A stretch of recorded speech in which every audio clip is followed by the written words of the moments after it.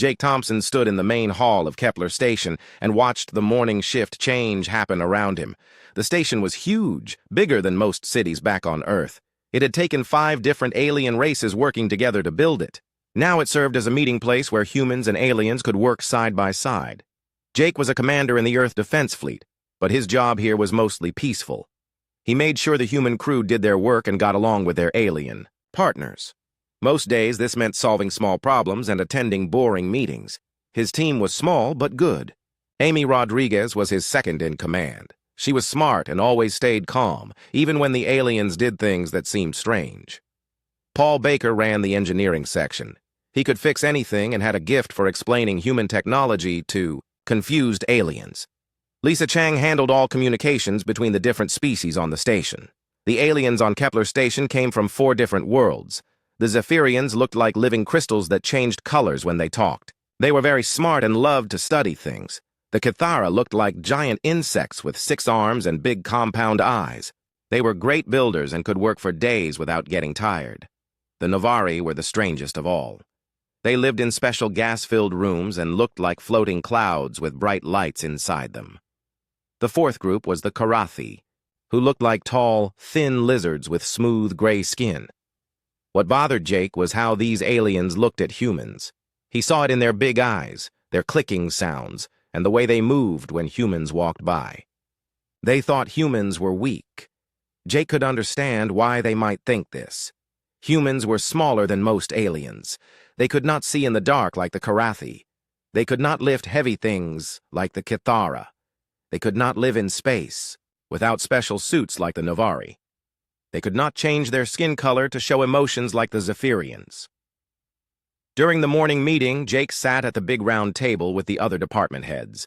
The Zephyrian science chief, Veltar, was talking about their latest research project. His crystal body glowed blue, which meant he was excited. The human approach to problem-solving continues to puzzle us, Veltar said in his musical voice. They use such simple tools and basic methods, yet somehow they get results that match our advanced technology. Kreshta, the Cathara engineering chief, made a clicking sound with her mouthparts. It is inefficient. They refuse to use genetic improvements or cybernetic upgrades. They work with the same weak bodies they were born with. The Novari representative, Zal Neth, floated in his gas-filled container. His voice came through speakers built into the walls. Perhaps weakness is not the right word. They are limited, but they seem happy with their limitations. Jake kept his face blank, but inside he was getting angry. Amy, who sat next to him, put her hand on his arm under the table. She could tell he was upset. Humans have their own ways of doing things, Jake said in a calm voice. Different does not mean wrong. The aliens all turned to look at him. Veltar's crystal body shifted to a yellow color, which meant he was curious. Of course, Commander Thompson, Veltar said. We mean no offense. It is just that humans seem so peaceful, so gentle. On our worlds, the strong survive and the weak do not. Yet humans seem to have survived without being strong. After the meeting, Jake walked back to the human section of the station with Amy. The corridors here were built for human size and had warm yellow lights instead of the bright white lights the aliens preferred. They really do not understand us. At all, Amy said. Jake nodded. They think peaceful means weak. They have no idea what humans are really capable of. Maybe that is for the best, Amy said. The galaxy is a more peaceful place when everyone thinks we are harmless. In the human quarters, Paul Baker was teaching a group of young Zephyrian students about human engineering. The crystal beings watched with fascination as Paul used simple hand tools to fix a broken machine. But why do you not use molecular assemblers? One student asked, his body flashing purple with confusion. Paul smiled. Sometimes the old ways work just as well. Plus, if all your fancy technology breaks down, you still need to know how to fix things with your hands. The students looked at each other, their crystal bodies shifting through different colors as they talked in their silent language. They could not understand why anyone would choose a harder way to do something. Later that day, Lisa Chang was in the communications center, trying to help a Karathi technician understand human computer systems. The tall, gray alien kept shaking his head as Lisa explained how human computers worked. "Your systems are so primitive," the Karathi said. "Why do you not link directly to your machines with your minds?" "Because then we would depend on the machines," Lisa explained. "If something goes wrong with the connection, we would be helpless. This way, we stay in control." The Karathi made a hissing sound that meant he disagreed. "Control is an illusion. Efficiency is what matters." That evening, Jake and his team met in their private quarters for dinner. It was one of the few times they could speak freely without alien ears listening. "I am getting tired of them treating us like children," Paul said as he ate his synthetic beef stew. "They mean well," Amy said. "They just come from different worlds, with different rules. Different rules that made them think might makes right," Lisa added. "Look at their histories. The Zephyrians conquered 12 worlds before they learned to negotiate. The Cathara enslaved 3 other species on their home planet. The Karathi still settle arguments with ritual combat." Jake nodded. "And the Navari strip-mined 50 systems before they figured out sustainable resource management. Every one of these species learned to be civilized the hard way." "So what does that make us?" Paul asked. Jake thought about this for a moment. Smart enough to learn from others' mistakes instead of making our own. But even as he said it, Jake wondered if that was really true. Humans had their own dark history. Wars that lasted for years. Weapons that could destroy entire cities. Conflicts that killed millions of people. The difference was that humans had learned to control these impulses. They had chosen to be better. The aliens saw human kindness and thought it meant weakness. They saw human cooperation and thought it meant humans could not survive alone. They saw human diplomacy and thought it meant humans were afraid to fight. If only they knew the truth. If only they understood that human peace was not the absence of strength, but the choice not to use it. Every human on this station had studied military history in school. Every human knew how to fight if they had to. Every human carried inside them the knowledge of what their species was capable of when pushed too far. Jake looked around at his team. Amy had trained in combat tactics before becoming a diplomat. Paul had served 2 years in the Marine Corps before becoming an engineer. Lisa had worked for Earth Intelligence before joining the fleet. They all looked like peaceful scientists and administrators. But underneath, they were all warriors who had chosen to build instead of destroy. The galaxy thought humans were weak. Jake hoped they never had to learn how wrong they were. That night, as Jake lay in his bunk listening to the quiet hum of the station's systems, he thought about home. Earth was far away, but it was still there, still turning, still full of humans, who had learned to live together despite their violent past. Maybe the aliens were right to think humans were different, but they were wrong about what that difference meant. Humans were not weak. They were not helpless. They were just smart enough to know that real strength came from choosing when not to fight. But if someone forced their hand, if someone threatened what they cared about, then the galaxy would learn what humans were really made of. Jake hoped that day would never come. But deep down, he knew it probably would. The news came during the quiet hours of the night shift. Lisa Chang was alone in the communications center when the emergency broadcast started playing on all frequencies. She sat up straight in her chair as the message began. "This is Admiral Korthan of the Drakari Hegemony," the voice said in perfect galactic standard. "We declare war on the Peaceful Systems Alliance. All member worlds have 7 days to surrender or face total conquest." Lisa's hands moved quickly over her control panel, recording the message and sending alerts to every department head on the station. Within minutes, Jake Thompson was running down the corridor toward the communications center, still putting on his uniform jacket. "How bad is it?" Jake asked as he burst through the door. Lisa played back the recording. The voice was deep and cold, with a growling undertone that made her skin crawl. "They are serious, Commander. The Drakari have been building up their fleet for months. Intelligence reports say they have over 200 warships ready to move." Jake felt his stomach drop. The Drakari hegemony was everything the other alien species feared humans might become. They were pure predators from a high-gravity world where only the strongest survived. An adult Drakari stood 12 feet tall and weighed as much as a small car. Their skin was like natural armor, and their claws could cut through steel. More importantly, they had never lost a war. In the past century, they had conquered 17 different star systems. They enslaved the species they defeated and used them as workers in their war machine. The Drakari believed that might made right, and they had enough might to make most of the galaxy agree with them. Amy Rodriguez arrived next, followed by Paul Baker. Both looked worried. "What do we know about their targets?" Amy asked. Lisa brought up a star map on the main screen. Red dots marked Drakari-controlled space, while blue dots showed the Peaceful Systems Alliance. "They are moving toward the core worlds first, but look at this." She highlighted a route through space that would take the Drakari fleet directly past several human colonies. "They will have to go through human space to reach their main targets," Paul said. "That means we are in their way." Jake studied the map. 3 human colonies lay directly in the Drakari path: New Denver, Harmony Station, and the mining world of Copper Creek. All 3 were peaceful settlements with minimal defenses. "What has the Galactic Council said?" Jake asked. Lisa checked her messages. "The usual. They are calling for an emergency session. They plan to impose economic sanctions and file formal protests against a species that conquers worlds for fun," Amy said. "That should really scare them." Jake had been afraid of this day for years.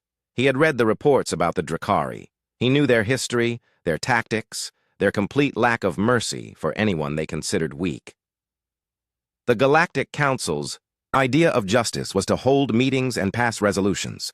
The Drakari's idea of justice was to crush anyone who opposed them. "I need to contact Earth Command," Jake said. "We need to know what our orders are." The call to Earth took 6 hours, because of the distance. Jake spent the time reading everything he could about Drakari military tactics. What he learned made him even more worried. The Drakari did not just defeat their enemies, they made examples of them. When the Kalari Confederation had tried to resist, the Drakari had destroyed their entire homeworld just to show other species what happened to those who fought back. When the Zenth Republic had tried to negotiate, the Drakari had enslaved their children and forced the adults to watch. Admiral Foster's face appeared on the screen exactly 6 hours later.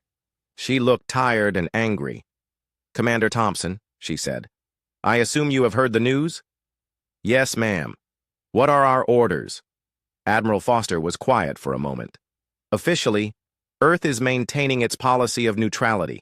We are not members of the Peaceful Systems Alliance, so this is not our war." Jake felt his heart sink.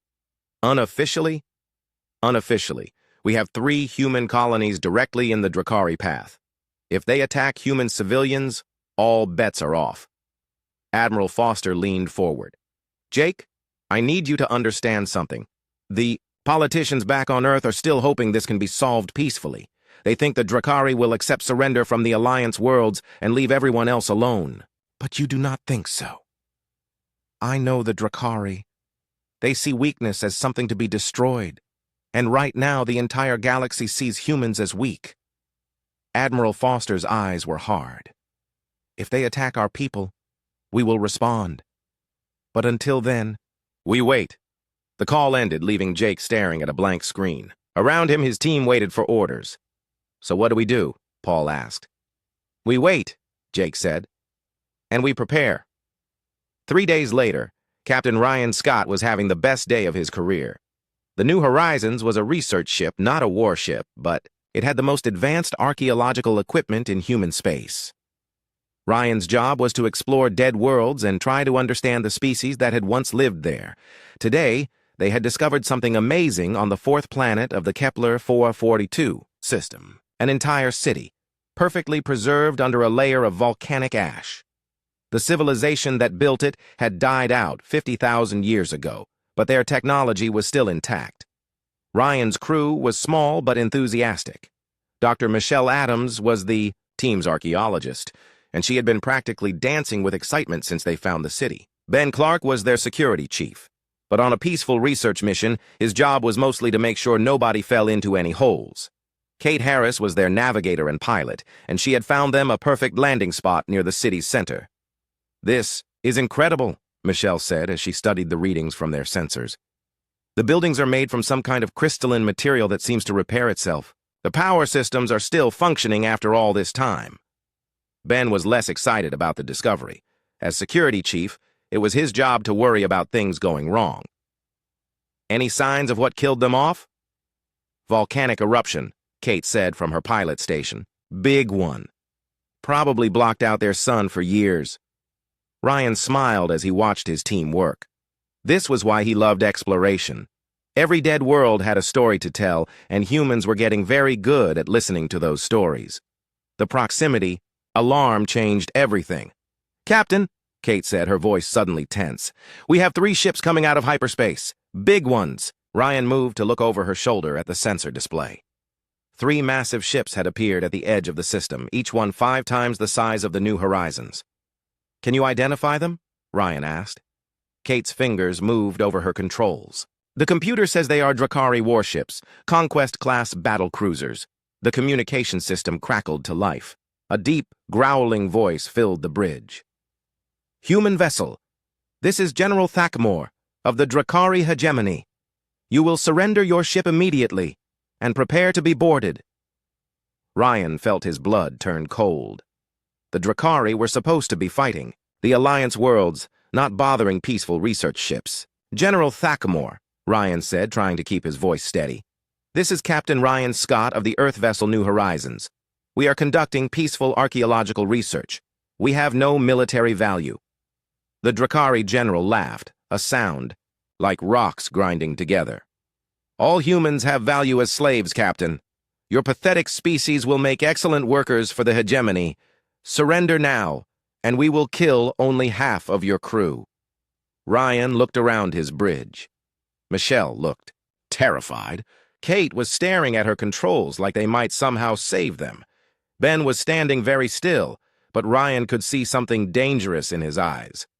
General, Ryan said, we are not part of the Peaceful Systems Alliance. This is not your war. It is now, Thakmor said. You have 1 minute to surrender, or we will destroy your ship and take the survivors. The communication ended, leaving the bridge in silence. Options? Ryan asked. Kate checked her instruments. We cannot outrun them. Their ships are too fast. We cannot outfight them, Ben said quietly. But maybe we do not have to. Michelle looked up from her station. What do you mean? Ben walked over to the weapons locker and entered his access code. I mean, maybe it is time these aliens learned something about humans they do not know yet. Ryan watched as Ben pulled out what looked like a simple toolkit. But Ryan had served in the Earth Defense Fleet before becoming an explorer. He knew what Ben was really doing. Are you sure about this? Ryan asked. Ben looked at him with cold, calm eyes. Captain, they just threatened to murder my crewmates and enslave the survivors. I am very sure. Ryan nodded. Do it. The timer on the communication system showed 30 seconds left. Ben opened his toolkit and began to work. Ben Clark's hands moved with practiced speed as he opened the toolkit. To anyone watching, it looked like he was preparing to fix a broken machine. But Ryan knew better.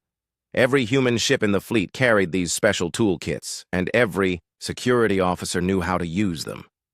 Michelle, Ryan said quietly, I need you to convert your archaeological scanners into something more useful. Michelle stared at him. Convert them into what? Weapons, Ben said without looking up from his work. The sonic resonators you use to map underground structures can be turned into focused sound weapons. The molecular samplers can become electromagnetic pulse generators. I do not understand, Michelle said. Those are scientific instruments. Kate looked over from her pilot station. Michelle, every tool can be a weapon if you know how to use it.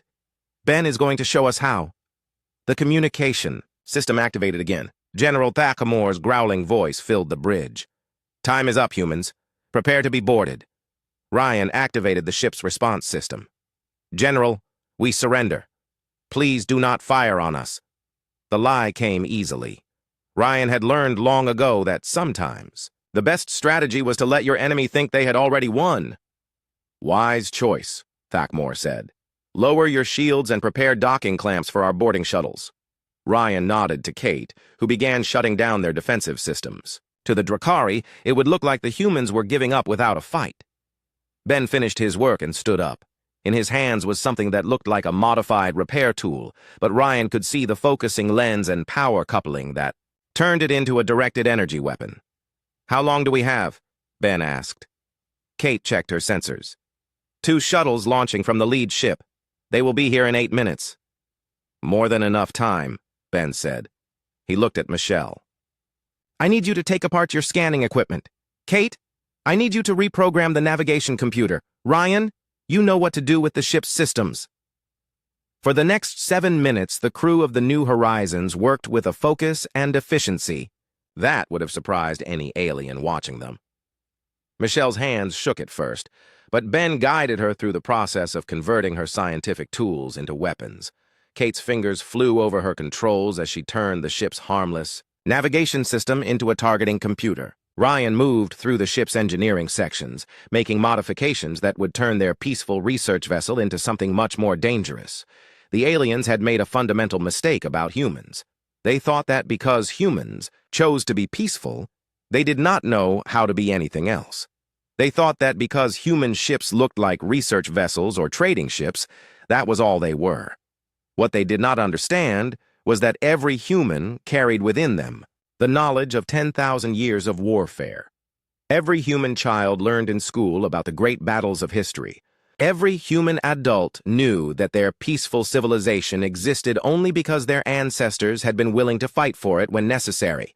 More importantly, every human knew that the galaxy was a dangerous place, and that sometimes peaceful species had to defend themselves.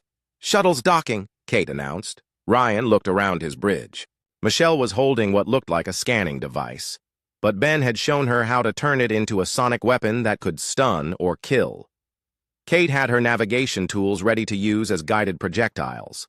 Ben had his makeshift energy weapon and a dozen other surprises hidden around the bridge. "Remember," Ryan said quietly, "we are researchers who have never hurt anyone. We are scared and helpless. We want to cooperate." The airlock opened with a hiss of equalizing pressure. Heavy footsteps echoed through the corridors as the Drakari boarding party made their way toward the bridge. General Thackmore was the first through the door. He was even bigger than Ryan had expected, nearly 12 feet tall and covered in what looked like natural armor plating. His claws were as long as Ryan's fingers, and his teeth looked like they belonged on a shark. Behind him came 6 more Drakari soldiers, each one armed with weapons that could have blown holes through the ship's hull. "So," Thackmore said, looking around the bridge with obvious disgust. "These are the mighty humans we have heard so much about." Ryan stepped forward, keeping his hands visible and his posture submissive. "General, we are just scientists. We do not want any trouble," Thackmore laughed, the sound like boulders rolling down a mountain. "Scientists, of course you are. Look at you, so small and weak. How did your species ever survive long enough to reach the stars?" "We are very good at running away," Ryan said, which made the Drakari laugh even harder. "Well, you will not be running anywhere now," Thackmore said. He gestured to his soldiers. "Search the ship, take anything useful and prepare the crew for transport." The Drakari began to spread out through the bridge, examining the human equipment with the casual arrogance of conquerors. They handled everything roughly, clearly expecting no resistance from the terrified humans. That was their second mistake. Ryan waited until the soldiers were positioned exactly where he wanted them. Then he nodded to Ben. Ben pressed a button on his makeshift weapon, and the bridge lights went out. In the darkness that followed, the humans moved with the precision of a military unit. Michelle activated her sonic weapon, sending a focused pulse of sound that shattered the inner ear organs of the nearest Drakari soldier. Kate launched her modified navigation drones, which struck 2 more soldiers with enough force to crack their armor. Ben's energy weapon cut through the darkness like a sword, its beam slicing through Drakari equipment and forcing the aliens to take cover. Ryan activated the ship's emergency systems, turning the artificial gravity into a weapon that sent the heavy aliens crashing into the walls. The whole fight lasted 18 minutes. When it was over, 6 Drakari soldiers were unconscious, on the floor, and General Thackmore was backed against the wall with Ben's weapon pointed at his head. "This is impossible," Thackmore growled. "You are researchers. You are peaceful." Ryan stepped closer to the general, and for the first time, he let the alien see what was really behind his eyes. We are researchers, Ryan said quietly. We are also humans, and humans have been fighting wars since before we discovered fire. Your species conquered 17 star systems, Ben added. Impressive. Humans conquered their entire home world before they even learned to fly. Michelle was checking the unconscious soldiers with her scanner. They will live, she said, though they will have headaches for weeks. Kate was already working on her next project.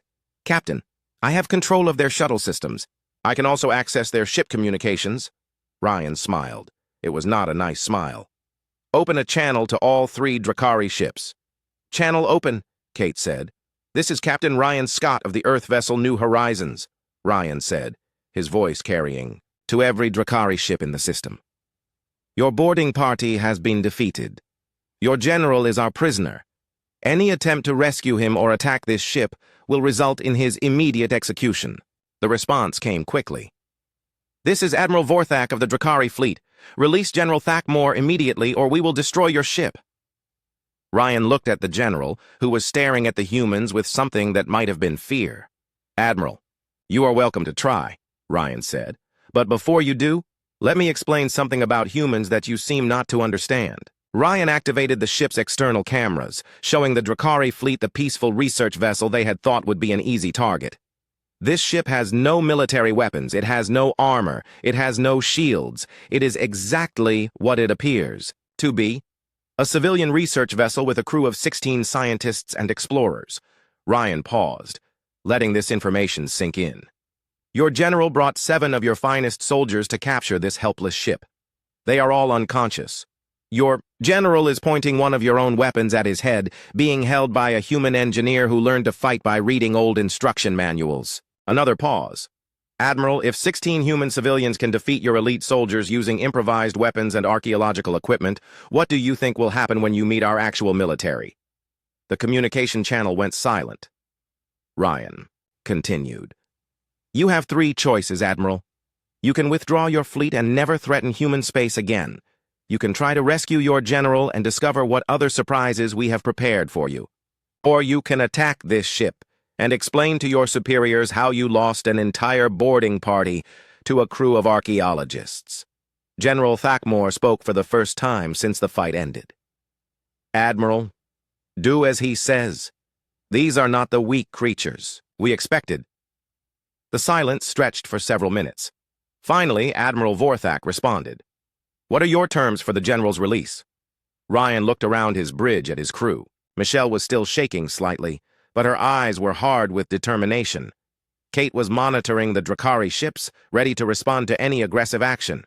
Ben kept his weapon trained on the general, calm and focused. Simple, Ryan said. Your fleet will withdraw from this system immediately. You will not attack any human vessels or colonies. And you will deliver a message to your superiors. What message? Ryan's voice carried across space to the 3 Drakari warships, and he knew that every word was being recorded for later analysis. Tell them that humans are not members of the Peaceful Systems Alliance because we choose not to be.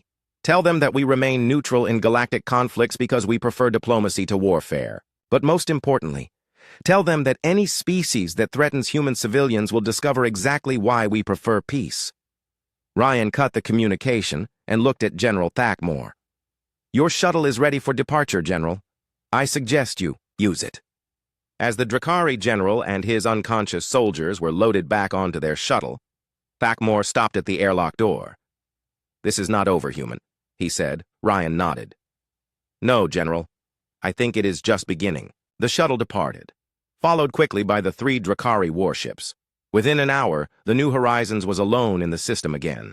So, Michelle said as they watched the Drakari fleet disappear into hyperspace. What happens now? Ryan sat down in his captain's chair and looked at the peaceful archaeological site on the planet below. Now we send our report to Earth Command, he said, and we let them decide what happens next. But Ryan already knew what would happen. The galaxy was about to learn something about humans that they should have figured out long ago. Peaceful did, not mean helpless, and humans had been pretending to be harmless for far too long. The news of the New Horizons incident spread through galactic communication networks faster than anyone expected.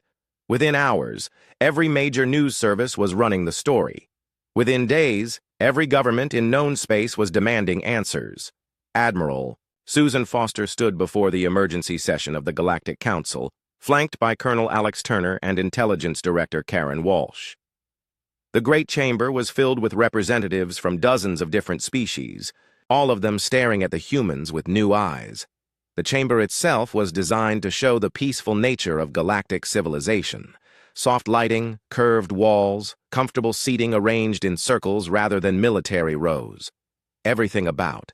It said that problems could be solved through discussion and compromise. But today, the atmosphere was anything but peaceful. "Admiral Foster," said Council Chairman Zevakar, a tall Zephyrian whose crystal body was shifting through angry red colors. "The Council demands an explanation for the unprovoked attack on Drakari forces." Susan kept her expression neutral. She had been preparing for this moment since she first received Captain Scott's report. "Chairman Zevakar," she said in a calm voice, "the New Horizons was conducting peaceful archaeological research when it was attacked by Drakari warships. Captain Scott and his crew defended themselves using improvised weapons and standard emergency procedures." "Standard emergency procedures?" The voice came from Ambassador Creshatal, the Cathara representative. Her insect-like features made it hard to read her emotions, but her tone was clearly skeptical. "Your research vessel defeated 7 Drakari soldiers and captured their general using archaeological equipment?" "That is correct," Susan said.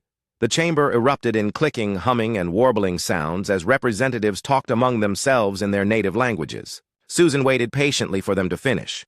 "This is impossible," declared General Thokmur, the Karathi military advisor. "The Drakari are the finest warriors in the galaxy. No research crew could defeat trained soldiers." Karen Walsh stepped forward. As intelligence director, it was her job to explain things that others found hard to believe. "General Thokmur," she said, "perhaps the problem is that you have never truly understood what humans are capable of." She activated the chamber's holographic display, showing a three-dimensional map of human space. "What you see here are the 47 human colonies spread across 18 star systems. All of them appear to be peaceful farming communities, research stations, or trading posts." The map zoomed in on one of the colonies. This is New Denver, population 2 million. To most observers, it looks like a typical agricultural world. Farms, small cities, universities, cultural centers. The image changed, showing the same colony from a different perspective. Now the farms showed carefully planned defensive positions. The cities revealed hidden weapon emplacements. The universities displayed military training facilities. "What you are looking at," Karen continued, "is a fully militarized world that has been designed to look peaceful. Every adult colonist has completed military training. Every building can serve as a fortress. Every piece of farming equipment can be converted into a weapon within hours." The alien representatives stared at the display in stunned silence. "Impossible," whispered Ambassador Nelthera, the Novari delegate. "Our intelligence reports show no military installations on human worlds." "Because you were looking for the wrong things," Colonel Turner said, speaking for the first time. "You were looking for large military bases, weapons factories, and starship yards. You did not look for a military force that was hiding in plain sight." The display changed again, showing historical footage from Earth. "This is human military history," Turner explained. "Thousands of years of warfare, from primitive weapons to nuclear destruction. Every human child learns this history in school. Every human adult knows dozens of ways to kill an enemy with common household items. The footage showed ancient battles, medieval sieges, and modern wars. Then it showed something that made several alien representatives gasp in shock. "This is World War II," Turner said. "In 6 years, humans killed over 70 million of their own species using increasingly deadly weapons. The war ended when humans developed weapons that could destroy entire cities with a single bomb." "But," stammered Chairman Zevakar, his crystal body now flashing confused purple colors, "you are peaceful. You negotiate. You bring food to our meetings." Susan smiled, but it was not a warm expression. "Chairman, we bring food to meetings because we learned that well-fed delegates make better decisions. We negotiate because we discovered that trade is more profitable than conquest. We appear peaceful because we chose to control our violent impulses. We chose, Karen repeated, emphasizing the word. Humans are not naturally peaceful. We became peaceful because we learned that the alternative was the destruction of our entire species. The display showed more footage from Earth's history. Nuclear tests, chemical weapons, biological warfare. Every human knows that our species came within minutes of destroying itself multiple times, Turner explained. We learned to be peaceful, not because we were weak, but because we were too dangerous to be anything else. Ambassador Kreshetal made rapid clicking sounds with her mandibles. Are you saying that human peace is merely a facade? That underneath you are all warriors? Not warriors, Susan corrected. Survivors. There is a difference. She gestured to the display, which now showed images of human colonies. Warriors fight for glory, for conquest, for domination. Humans fight only when threatened. But when we do fight, we fight to win completely and permanently. You speak of humans as if they are a single military force, said General Talkmore. But you have no unified command, no central government. That is another thing you misunderstood, Karen said. Humans do not need unified command to act as one. We have something much more dangerous than military discipline. What is that? Asked Chairman Zevakar. Pack loyalty, Susan answered. Attack one human, and you make enemies of all humans. Threaten human civilians, and every human in the galaxy becomes your enemy. It is not a military response. It is a biological one. The chamber fell silent as the aliens processed this information. Finally, Ambassador Nelthara spoke. You are saying that the peaceful traders and researchers we have known for decades are actually a species of hidden predators? No, Susan said firmly. We are saying that we are a species that learned to be better than our nature suggested we should be. But we never forgot what our nature was. Colonel Turner stepped forward. Let me give you some numbers that might help you understand. Earth has a population of 12 billion humans. Of those, 8 billion have completed basic military training. 2 billion are military veterans. 500 million are active reserves who can be called to service within days. The aliens stared at him in shock. Your research told you that Earth had minimal military forces, Turner continued. You were wrong. Earth is a military force. The entire planet is one massive, hidden army that has been pretending to be a peaceful civilization. But why? Asked Chairman Zevakar. Why hide your strength? Susan looked around the chamber at the frightened faces of the alien delegates. Because we learned from our own history, she said. Military power corrupts. The stronger a species becomes, the more likely they are to use that strength to dominate others. Humans became strong enough to destroy ourselves, so we chose to appear weak instead. Until now, Karen added. The Drakari have forced our hand by threatening human civilians. Now the galaxy will see what we have been hiding. What does this mean for the rest of us? Asked Ambassador Kreshetal. Susan's expression softened slightly. It means nothing has to change. Humans still prefer trade to conquest. We still prefer negotiation to warfare. We still want to be good neighbors and partners in galactic civilization. But, Turner added, any species that threatens human life will discover exactly why we built the most peaceful civilization in the galaxy on top of the most effective military force. The chamber was quiet for a long moment. Finally, Chairman Zevakar spoke. Admiral Foster, the Council will need time to discuss these revelations. What are human intentions regarding the Drakari threat? Susan looked directly at the Zephyrian. Chairman, the Drakari declared war on the Peaceful Systems Alliance. They threatened human civilians. They attacked a human research vessel. She paused. Humans do not start wars, but we do finish them. What does that mean? Asked General Thawkmoor. It means, Susan said, that the Drakari are about to learn the difference between a warrior species and a survivor species. Warriors fight until they win or die. Survivors fight until the threat is completely eliminated. She looked around the chamber one more time. The galaxy thought humans were the weakest species because we seemed the most peaceful. You were half right. We are the most peaceful, but we are also the most dangerous. And for the first time in human history, we are going to stop pretending those two things are contradictory. The emergency session ended with the alien delegates filing out in stunned silence. Many of them were already composing urgent messages to their home governments, warning them that everything they thought they knew about humans was wrong. As Susan and her team prepared to leave, Chairman Zevikar approached them. "Admiral," he said, his crystal body showing subdued blue colors. "Are we safe? Those of us who have been allies to humanity?" Susan smiled, and this time it was genuine. "Chairman, you have nothing to fear from humans. You never did. We have been the same species you knew before. The only thing that has changed is that now you understand what you were always dealing with. A species of hidden predators pretending to be peaceful traders?" Zevikar asked. "No," Susan corrected. "A species of natural predators who chose to become peaceful traders. There is a very important difference."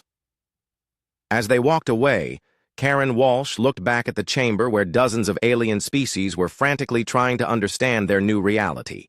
"Think they will figure it out?" she asked. "Eventually," Susan replied. "But by then, it will not matter. The Drakari are about to give the galaxy a demonstration of what happens when someone threatens humans." "Are we really going to war?" Turner asked. Susan stopped walking and looked at both of her companions.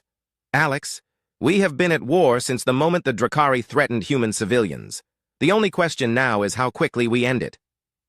The Drakari High Command made their final and most fatal mistake 3 weeks after the New Horizons incident. They decided that humans needed to be taught a lesson about the consequences of resisting the hegemony. Supreme Commander Gorthak himself led the attack fleet to New Denver. 50 of the most powerful warships in Drakari space, carrying enough firepower to crack a planet's crust. The plan was simple: destroy the human colony completely, broadcast the destruction across the galaxy, and watch as every other species quickly submitted to Drakari rule.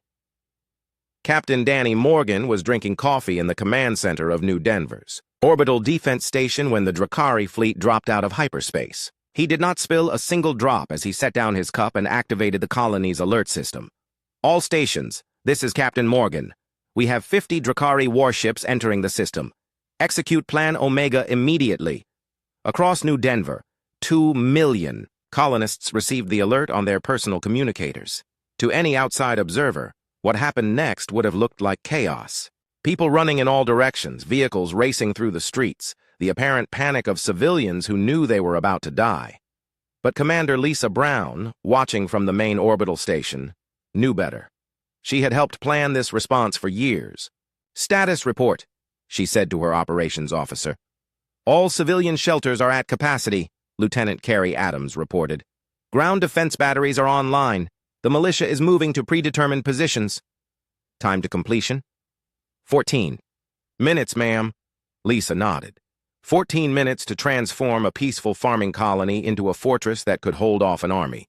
Not bad for a bunch of civilians. On the planet's surface, Colonel Steve Parker was coordinating the ground defense. He had been a farmer for the past 5 years, growing corn and soybeans in the rich soil of New Denver's northern continent. But before that, he had been a Marine Corps officer, and he had never forgotten his training. "Alpha Company, take positions in the grain silos," he said into his communicator. "Beta Company, I want you in the underground tunnels beneath the main farming complex. Charlie Company, you know what to do with the irrigation system." The irrigation system had been the colony's proudest achievement. A network of underground pipes and pumps that could deliver water to every farm on the planet. What the aliens did not know was that the same system could deliver much more than water when necessary. Mayor Julie Roberts was in the colony's command bunker, 500 feet below the planet's surface. The bunker looked like a typical emergency shelter, with basic life support and communication equipment. What it actually contained was a military command center that could coordinate planetary defense against a fleet. "Status of the orbital platforms?" she asked. "All weapons are online," reported Defense Coordinator Mike Anderson. "We have 36 heavy laser arrays, 24 missile launchers, and 12 kinetic bombardment platforms." Julie smiled. The aliens thought humans had minimal defenses because they had been looking for traditional military installations. They had not thought to look for weapons hidden inside grain storage facilities, mining equipment, and communication satellites. Above the planet, Supreme Commander Gorthak was feeling confident. His fleet had enough firepower to turn the planet into molten rock. The humans would surrender quickly once they saw what they were facing. "Open a channel to the planet," he ordered. "Channel open, Supreme Commander," Gorthak's voice boomed across. New Denver's communication network. "Humans of New Denver, this is Supreme Commander Gorthak of the Drakari Hegemony. You have 1 hour to surrender unconditionally. Any resistance will result in the complete destruction of your world." The response came from Mayor Roberts, speaking in a calm, pleasant voice. "Supreme Commander Gorthak, this is Mayor Julie Roberts of New Denver. We have received your ultimatum and would like to make a counteroffer." Gorthak laughed. "You are in no position to make offers, human." "On the contrary," Julie said, "we would like to offer you the opportunity to withdraw your fleet and leave this system peacefully. You have 5 minutes to consider our offer." The Drakari commander's laughter grew louder. 5 minutes? Or what? Or we will demonstrate why humans prefer peaceful solutions to military ones. Gorthak cut the communication and turned to his tactical officer. "Begin bombardment. Target their cities first. I want them to watch their civilization burn." The Drakari fleet opened fire, sending hundreds of plasma bolts and kinetic missiles toward the planet's surface. It was enough firepower to level mountains and boil oceans. None of it reached the ground. The first surprise was the orbital defense grid. What the Drakari had thought were communication satellites and weather monitoring stations revealed themselves to be heavily armed weapons platforms.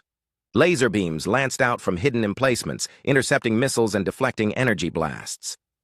The second surprise was the planet itself. As Drakari weapons broke through the orbital defenses, they struck what appeared to be farmland and cities. Instead, they hit carefully camouflaged shield generators and armor plating. The entire planet had been turned into a fortress, hidden beneath a facade of peaceful agriculture.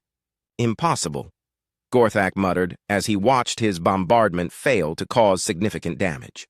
"Supreme Commander," his tactical officer reported, "we are detecting massive energy signatures from the planet's surface. They have heavy weapons down." There. The third surprise was the counterattack. What had looked like grain silos revealed themselves to be missile launchers. Mining equipment transformed into railguns. Irrigation pumps became the power source for planetary defense cannons. The humans struck back with precision and overwhelming force. They did not target the Drakari ships randomly. Instead, they systematically disabled engines, weapons, and life support systems. Within minutes, half the Drakari fleet was drifting helplessly in space. "How are they doing this?" Gorthak demanded. His communications officer looked up from her station with terror in her eyes. "Supreme Commander, we are receiving tactical data from the human fleet." "What human fleet?" "The one behind us, sir." Captain Danny Morgan had been waiting for this moment. As the Drakari fleet focused all their attention on the planet, 50 human warships dropped out of hyperspace directly behind them. These were not research vessels or cargo ships. These were the real Earth Defense Fleet, ships designed for one purpose: to protect human space from any threat. "This is Captain Danny Morgan of the EDS Retribution," he broadcast on all frequencies. "To the Drakari fleet. You are surrounded and outgunned. Surrender immediately." Supreme Commander Gorthak stared at his tactical display in disbelief. Somehow, the humans had managed to hide an entire fleet until the perfect moment to strike. "Where did they come from?" he asked. His tactical officer checked her instruments. "Unknown, sir. They must have been waiting in stealth mode at the edge of the system." What Gorthak did not understand was that humans had been preparing for this exact scenario for years. They had known that eventually some species would test human resolve. They had been ready. "All ships," Gorthak ordered. "Attack formation. We outnumber them." It was the last order he would ever give as a free commander. The human ships moved like nothing the Drakari had ever seen. They did not charge into battle like honorable warriors. Instead, they used tactics that turned space itself into a weapon. Some ships accelerated asteroids to near-light speed, turning chunks of rock into kinetic bombardment weapons. Others used quantum entanglement communication to coordinate attacks across vast distances instantaneously. Still others deployed weapons that disrupted the fundamental forces holding Drakari ships together. But the most devastating human weapon was their strategy. They did not fight like warriors seeking glory. They fought like exterminators eliminating a pest problem. Within 2 hours, the entire Drakari fleet was either destroyed or captured. Supreme Commander Gorthak found himself in a holding cell aboard the human flagship, staring at Captain Morgan through reinforced steel bars. "How?" was all Gorthak could say. Morgan sat down in a chair across from the cell. He looked tired, but satisfied. "Supreme Commander, your species made the same mistake every other predator species has made throughout galactic history. You assumed that because we looked weak, we were weak." "But you are weak," Gorthak insisted. "You have soft skin, small, claws, no natural armor." "True," Morgan agreed. "But we have something better than natural weapons. We have minds that can turn anything into a weapon. We have the ability to work together as a single organism when threatened. And most importantly, we have the wisdom to know when not to fight." Morgan stood up and walked closer to the cell. "Your species has conquered 17 star systems using brute force and intimidation. Impressive. But humans conquered their entire galaxy using mathematics, physics, and the ability to think beyond the next battle." "What do you mean?" "I mean," Morgan said, "that while your species was learning to be better warriors, humans were learning to be better survivors. We did not just learn to fight our enemies. We learned to fight reality itself." Gorthak did not understand. But Morgan continued. "Anyway, we learned to split atoms for energy. We learned to manipulate gravity and bend space-time. We learned to turn the fundamental forces of the universe into tools. Your natural claws are impressive, but they cannot compete with weapons that rewrite the laws of physics." The cell door opened, and 2 human guards entered. They were not large or intimidating, but they moved with the quiet confidence of people who knew they were completely in control. "Where are you taking me?" Gorthak asked. "To a communication station," Morgan replied. "You are going to contact the Drakari High Command and deliver a message." An hour later, Gorthak found himself sitting in front of a communication array, speaking to the assembled leadership of the Drakari hegemony. "Supreme Commander," said High Admiral Vorthak, "report your status." Gorthak looked at the humans standing around him. They had not threatened him or hurt him. They had simply explained very calmly what would happen if he did not cooperate. "High Admiral," Gorthak said slowly, "the fleet is destroyed. I am a prisoner. The humans—" He paused, trying to find words for what he had witnessed. "The humans are not what we thought they were." "Explain." Gorthak looked directly into the communication screen. "High Admiral, order all Drakari forces to withdraw from human space immediately. Issue a general decree that human civilians and territory are not to be threatened under any circumstances." "That is unacceptable," Vorthak replied. "We do not surrender to inferior species." "High Admiral," Gorthak said, his voice heavy with exhaustion, "we are the inferior species. We always were. We just did not realize it until now." The communication ended, leaving the chamber in silence. Captain Morgan looked at Gorthak with something that might have been sympathy. "Supreme Commander, your shuttle has been prepared for departure. You are free to return to your people." Gorthak stared at him. "You are releasing me?" "Of course. We told you we are not warriors. We do not keep prisoners for glory or revenge. We simply eliminate threats." As Gorthak prepared to leave, he turned back to Morgan. "What happens now?" Morgan smiled, and for the first time, it was a genuinely warm expression. "Now, Supreme Commander, the galaxy learns to live with the fact that the most peaceful species is also the most dangerous. Most civilizations will find this knowledge comforting. They will know that humans will protect them from species like yours. And species like mine will learn to behave," Morgan said simply. "Or they will discover that human patience, while vast, is not infinite." 6 months later, the Galactic Council voted unanimously to grant humanity a permanent seat on the Security Committee. The vote was not close. The galaxy had learned that the gentle species who brought coffee to negotiations and told jokes during tense moments were also the species that could turn an entire planet into a weapon and hide a fleet in empty space.